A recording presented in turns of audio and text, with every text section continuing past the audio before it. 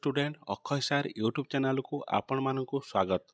वर्तमान देखंतु ओडिशा सब ऑर्डिनेट स्टाफ सिलेक्शन कमिशन तरफ एक बड़ अपडेट टी आसी। अपडेट टी कौन रही वीडियो को शेष पर्यंत देखंतु एवं चैनल को सब्सक्राइब करंतु एवं लाइक मध्य करंतु। चलंतु वीडियो रे अपडेट कौन अछि देखिबा। देखंतु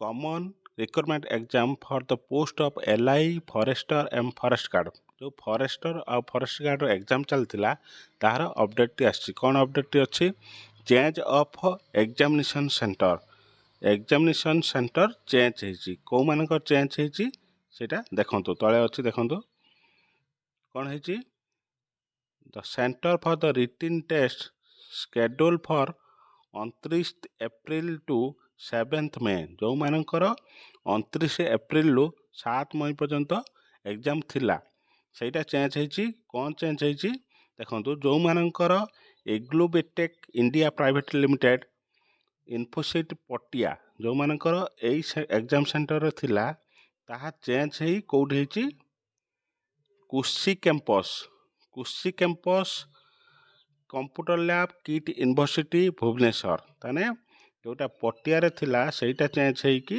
एइटरे हेइची।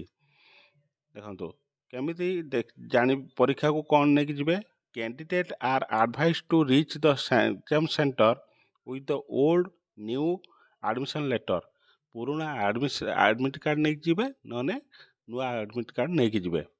वीडियोटी को भल भाव देखंतु एग्जाम सेंटर को जो मानकर यही एग्जाम सेंटर अच्छी से चेंज होती समस्त चेंज होनी डोंट वरी देखिए जिबे परीक्षा पूर्वर यह वीडियोटी निश्चित देखंतु चैनल को विजिट करंतु एवं चैनल को सब्सक्राइब करंतु। जय जगन्नाथ।